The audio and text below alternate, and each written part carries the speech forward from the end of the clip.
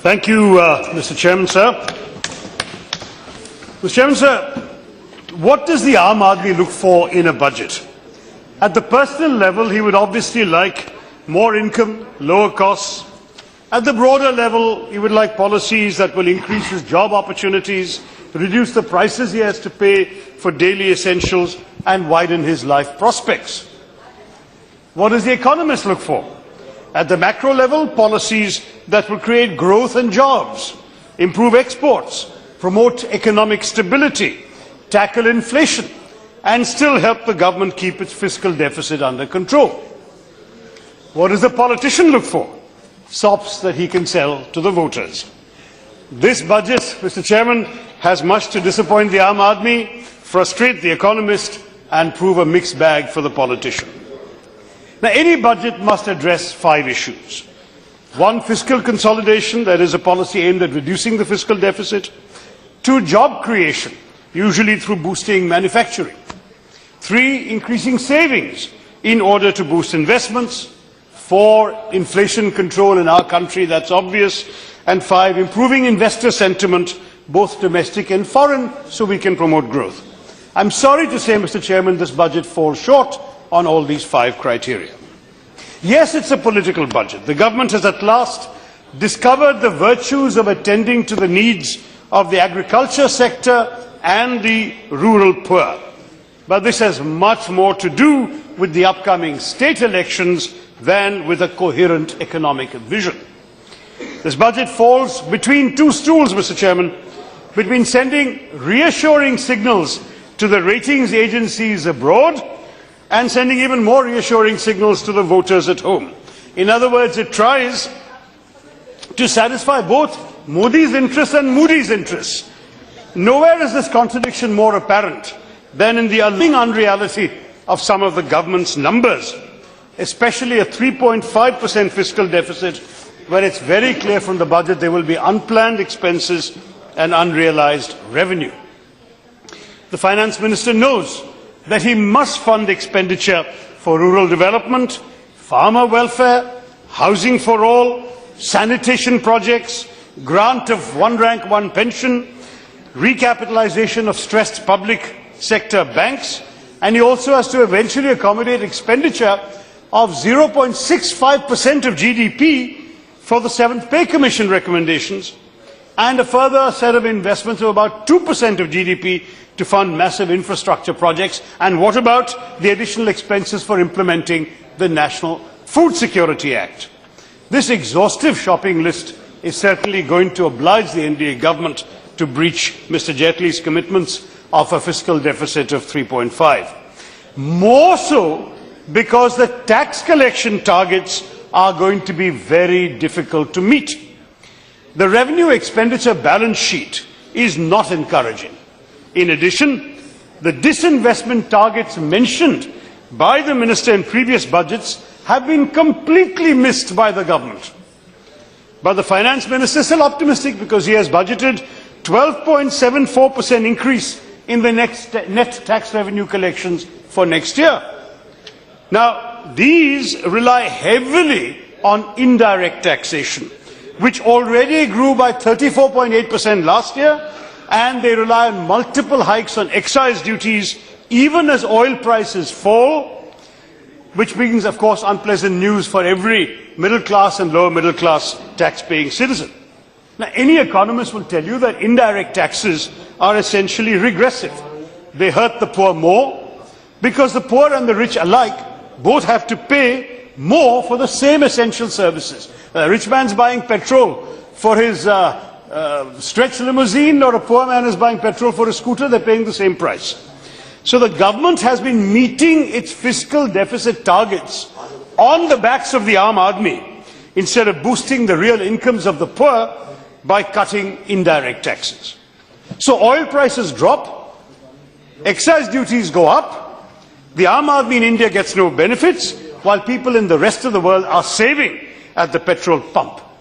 No wonder this fiscal year the centre was able to rake in 54,334 crores over the estimates for the union excise duties, and has also increased its estimate for the year by 27% to 3.18 lakh crores. जैसे गालिब शायद लिख सकता था, हजारों ख्वाहिशों ऐसी कि हर ख्वाहिश पे दम निकले, हजारों ख्वाहिशें ऐसी कि हर ख्वाहिश पे दम निकले, हम चले थे सस्ता पेट्रोल लेने, लौटे टैक्स का बोझ लिए। पिछले साल आपने तो सर्विस टैक्स 12% से 14% तक कर दिया था। उसके बाद 0.5% स्वच्छ भारत सेस भी लागू किया और इस साल 0.5% कृषि कल्याण सेस लगा दिया है। इस पर मैं शायद कोई और शायरी सुनाऊं आपको। अलविदा कहते हुए जब मैंने इस शख्स से पूछा कि कोई निशानी तो दो, अलविदा कहते हुए जब मैं इस शख्स से पूछा कि कोई निशानी तो दो, वो मुस्कुराते हुए बोले 15% सर्विस टैक्स ले लो। बिल्कुल, और भी सुनाऊंगा। On top of that, Mr. Chairman, the recent Paris commitments create an onus to encourage sustainable and eco-friendly consumption habits. And yet the minister goes and levies 1% infrastructure cess on small LPG and CNG cars. That defeats the very objective of the commitment that his colleague has made in Paris. The tax exemptions on profits for startups is a far cry from the much needed rationalization of a tax on angel investors. In fact, because most startups, let's face it, don't actually book profits in the first few years of their operation. So telling them you don't have to pay tax on profits makes no difference. They don't have profits anyway at the beginning. What you really need is to give angel investments, which are the bread and butter of these cash-starved startups, and give them a removal of the angel tax, which would have actually strengthened the startup ecosystem. But that's not all, Mr. Chairman. Corporates hoping for tax cuts, that never happened. And where is the proposed timetable for a rollout of the direct taxes code? तो एक और शायरी सुनाऊंगा आपने अगर चाहते हैं तो। कितना खौफ होता है बजट के उस ब्रीफकेस में, कितना खौफ होता है बजट के उस ब्रीफकेस में, पूछ उन परिंदों से जो टैक्स रिफॉर्म की आशा पे उड़ते फिरते थे। अच्छा, मैं केरला से होते हुए भी एक हिंदी मुहावरा जानता हूं कि घर की मुर्गी दाल बराबर। लेकिन आजकल इन सरकार की वजह से महंगाई इतनी बढ़ गई है कि घर की दाल भी मुर्गी बराबर हो गया। अच्छा, एक और उदाहरण दे दूं। If a middle class family of 4 in Delhi wants to go to a restaurant, they would have to incur the following expenses: 5 liters of petrol on average, given our distances and traffic, at 56.61 rupees per liter, which would cost them 283 rupees, which includes a tax of 190 rupees, 204% more than the global oil price. Then let's give them a nominal restaurant bill of just 1,000 rupees, bahut saste kha liye, which would attract a tax of 303.50 paise, service tax of 10% VAT of 12.5%, service tax of 14%, service charge of 10%, VAT of 12.5%, service tax of 14%, plus Swachh Bharat cess of 0.5%, plus Krishi Kalyan cess of 0.5%, collectively levied on 40% of the bill. In other words, for this poor family, this middle class family to go to a restaurant in Delhi, a person would have to earn 2,240 rupees and of course pay a tax of 660 rupees on the income, and therefore from that income of 2,240, this person would spend 1,087 on the actual value of the consumed, and 1,153 or 51.5% as tax. In other words, your tax costs more than your dinner, even your transport. Now, this increase has really troubled the middle class in our country. And I must say, the increase in power prices have also accepted the budget of every family. In fact, in many cases, the electricity bill has doubled thanks to the budget announcements of our government. मत पूछ कि क्या हाल है मेरा इस साल के budget के बाद, मत पूछ कि क्या हाल है मेरा इस साल के बजट के बाद, आजकल फोन की टॉर्च से घर रोशन क्या करते हैं। Now, in a bid to achieve its ambitious GDP growth figures, the government has therefore burdened the Aam Aadmi. That is my principal point here. But has the finance minister done enough to stimulate growth in the coming year and beyond? I'm afraid not. it does seem that he's made a conscious decision to tone down previous year's growth aspirations.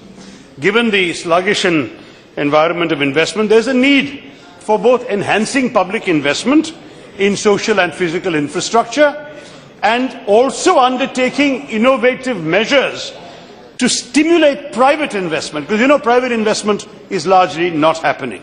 There simply isn't enough in the budget on either count. As for the government's optimistic estimates of growth, I must point out, Mr. Chairman, that normally growth implies that production, profits, wages, jobs and exports are all growing. That's what we understand by growth. Here we have a peculiar situation where none of these elements is growing. Production isn't growing, profits aren't growing, wages aren't growing, jobs aren't growing and exports aren't growing.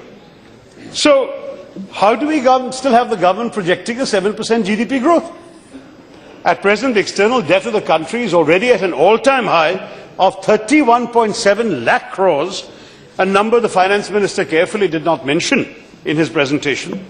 And growth has slowed in all the key sectors in 2015-16. Slowed in manufacturing, in construction, in mining, in industries, in electricity and in agriculture. The index of industrial production is in the red, minus 1.3% in December. And this is as compared with 3.6% in December 2014. Corporate sector profitability has been weak, and the proportion of corporate debt that's owned by stressed companies has increased to 41% this year from 35% in 2014. So I only hope, Jaitley Sahab, that unlike the black money estimates floated by the ruling party, you're not getting your economics from Baba Ramdev.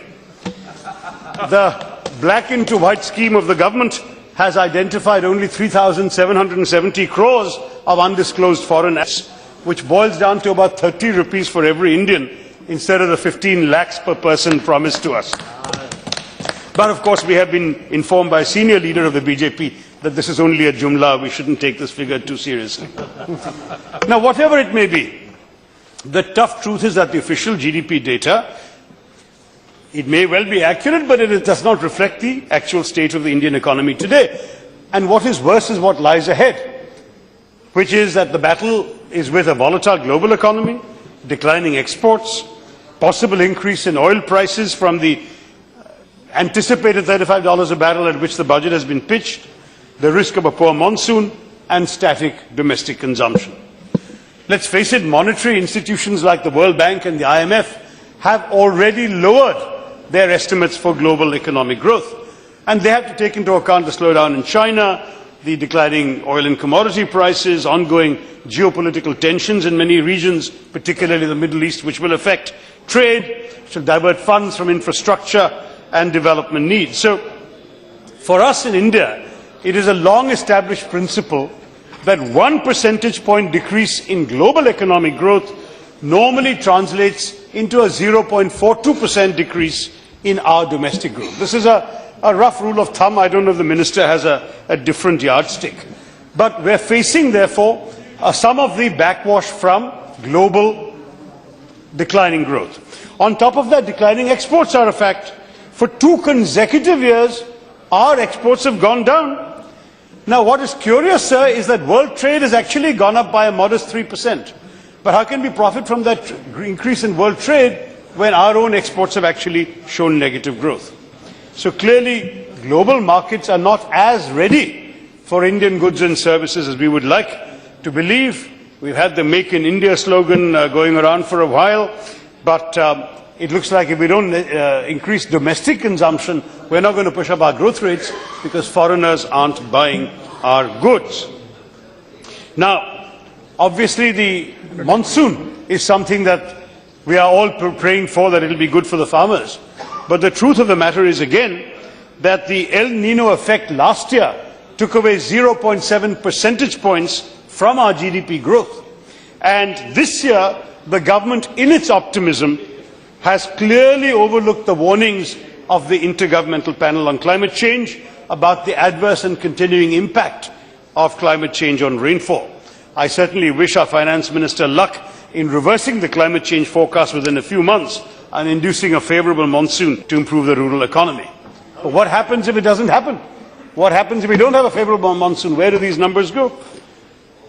But to return to the government's numbers on disinvestment, the government managed to raise, last year they announced a target of 69,500 crore for disinvestment. They raised only 25,312 crore.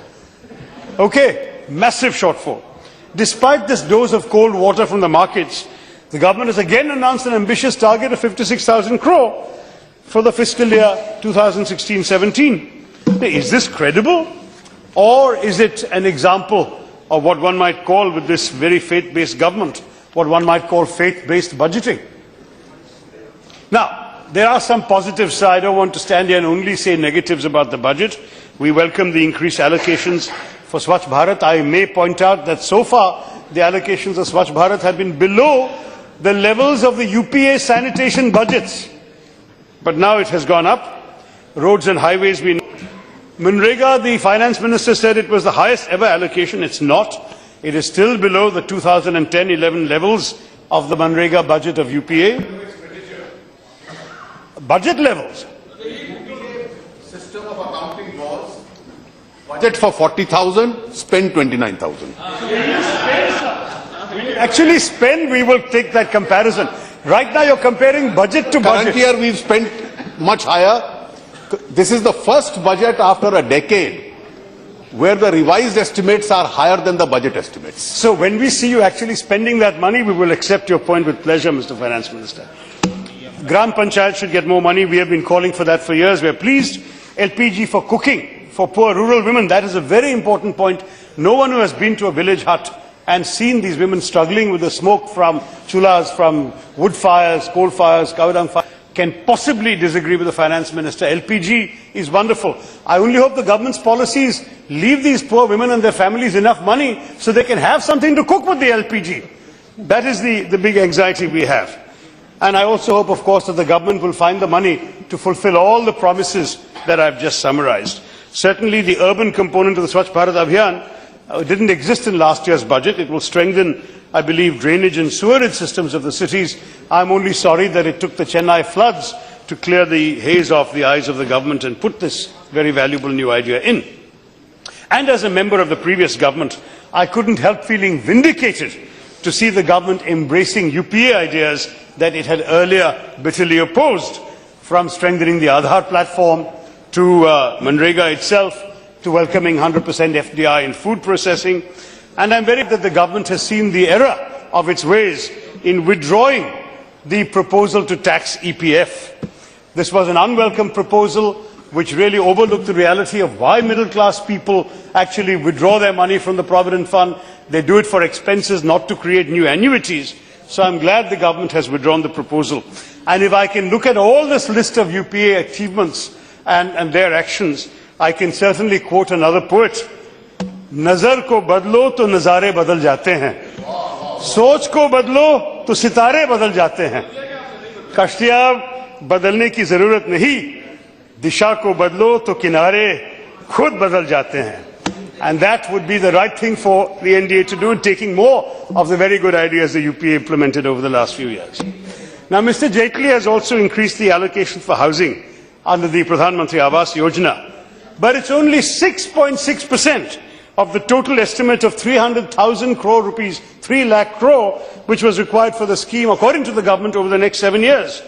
And even more surprising, Mr. Chairman, it is lower than the 24,600 crore announced by the President, the Honourable President, in his address. So who is misleading the Parliament? Is it the Finance Minister or the Honourable President? One of them must be wrong, and the House needs to be told which number you are withdrawing. Similarly, the Honourable Prime Minister has announced a generous corpus of 10,000 crores for Startup India, Stand Up India at Vigyan Bhavan in January, but North Block has translated his promise of 10,000 crores into an allocation of 1,100 crores. So where is the remaining corpus for innovation and entrepreneurship? Are we again hearing announcements from the Prime Minister that the Finance Minister has no intention to fulfill? Many of Mr. Jaitley's budgetary cuts are a matter of grave concern. Food security is down by 5,000 crores. Fertilizer subsidies cut by 2,000 crores. Higher education, now there we had already objected last year when for 5 new IITs, he had allotted 1,000 crores. We said by any yardstick, this is not enough. There are certain rules to be followed for how much it costs to set up an IIT. Now that same thing, and by the way, one of them is in Kerala, so I have a strong interest in this. He has hacked the 5 IITs allotment to 190 crores this year. I mean, this is honestly laughable, Mr. Chairman. We can't take this figure seriously. You're not going to set up 1/8 of an IIT with 190 crores, let alone do it for 5 IITs. Ministry of Minority Affairs, cut. Ministry of Women and Child Development, cut again. The Nirbhaya has been reduced from 1,000 crores to just 500 crores, even though of the 31 sanctioned one-stop crisis centres, only 8 have become operational. The minister, not this minister, the Minister of Women and Child Development, had cited the Nirbhaya case when she talked about subjecting juveniles between 16 to 18 years of age to an adult correctional system, something I strongly objected to at the time, but she said it was necessary to protect women. And yet, this government has not done enough to set up facilities to assist victims of violence and rape. It's of course much easier to shrug off responsibility by holding children accountable. I'm sure that serves a very expedient political purpose, but there is no money to actually help the women, even for what has been pledged by this government in the last 2 years. Now, we have seen the merger of the Ministry of External Affairs and the Ministry of Overseas Indian Affairs. I will not go into the substantive merits of that. My party has its own views that they will speak about. But the fact is, when you combine the 2 budgets of these 2 ministries of last year, and you see what the combined budget is this year, the Finance Ministry has cut 420 crores. So, the Prime Minister talks of the Indian diaspora, he addresses the Indian diaspora, he talks about how important it is to support the well-being of the Indian diaspora, but the funds allotted to their well-being have been cut by the Finance Ministry. As it is, as the Standing Committee on External Affairs has repeatedly pointed out, the Ministry of External Affairs is grossly underfunded. Now we see in this year's budget it's become worse. Development assistance for the SAARC countries have been cut. The allocation for Nepal has been reduced by 28.5%. Even though this is a country still recovering from a devastating earthquake, a terrible natural disaster, facing nationwide shortages. Now, I must say, I have really, having seen the way in which every request of the MEA is hacked by North Bloc, that the biggest challenge for Indian foreign policy is not Pakistan, sir, it's the Finance Ministry.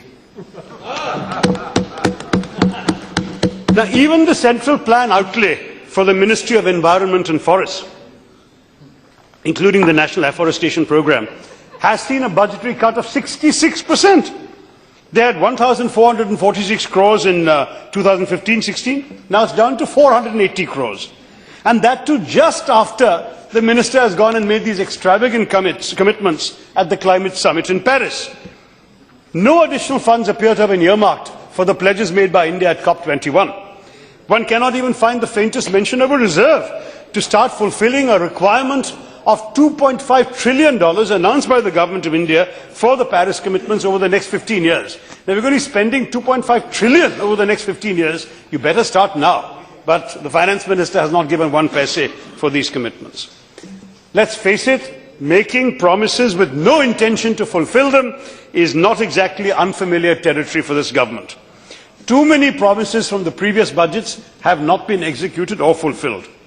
What happened to the Expenditure Reforms Commission announced in Mr. Jaitley's first budget speech? Never heard about it. What about last year's SETU, self-employment and talent utilization?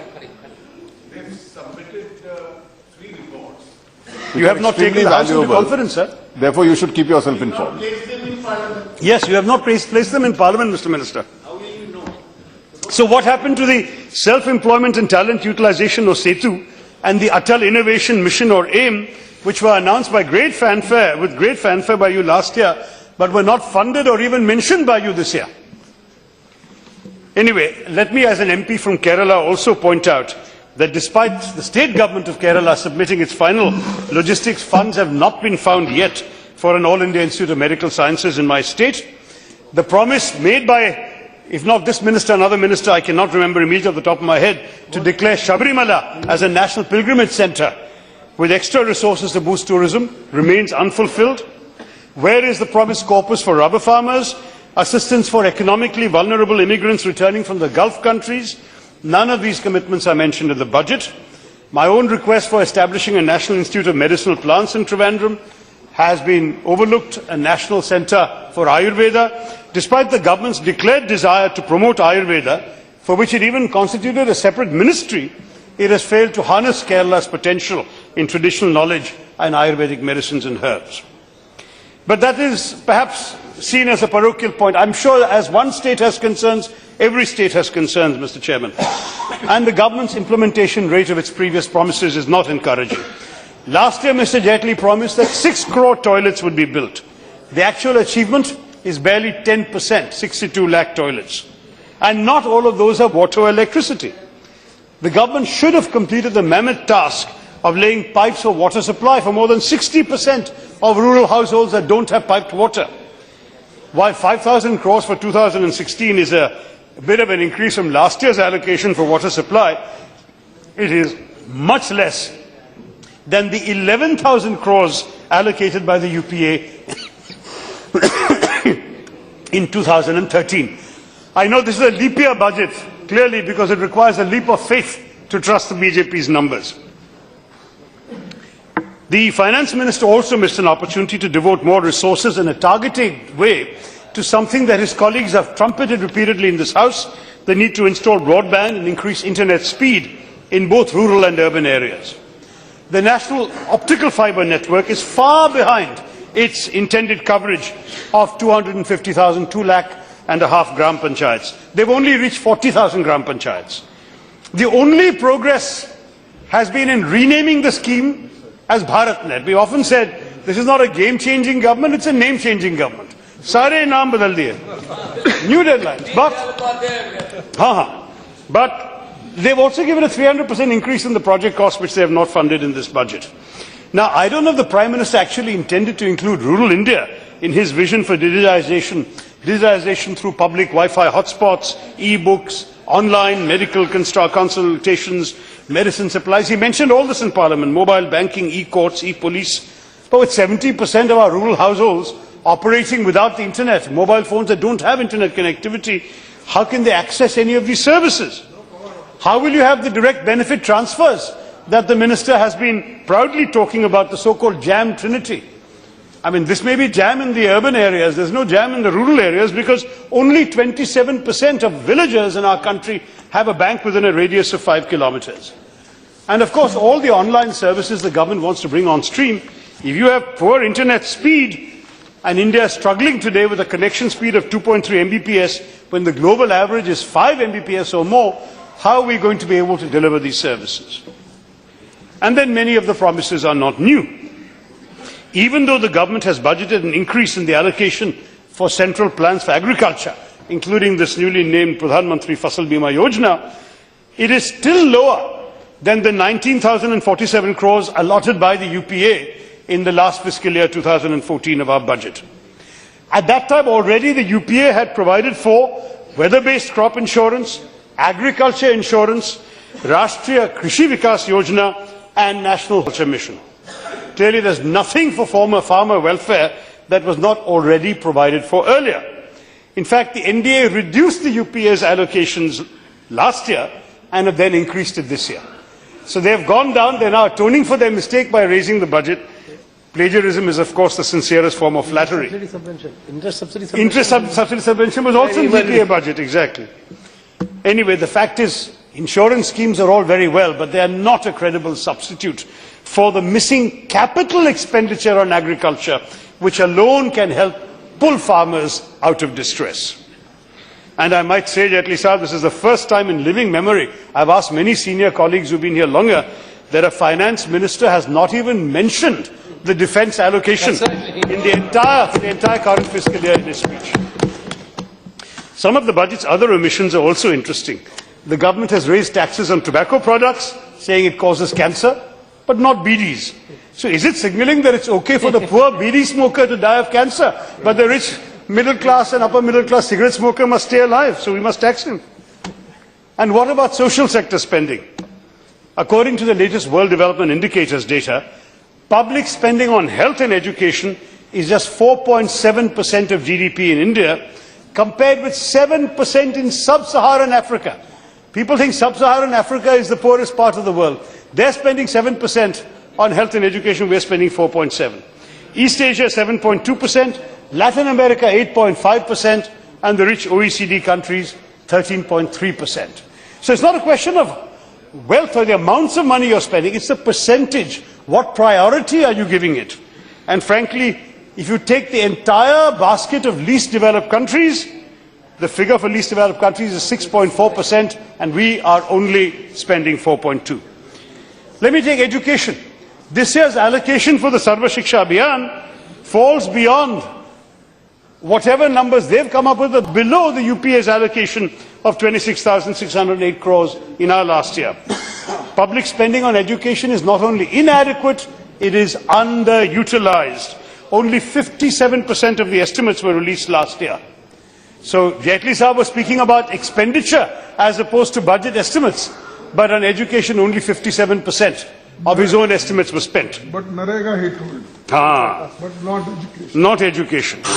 Only 1/4 of the amount was spent in the first few months of the year, and quality of education has been suffering, Mr. Chairman.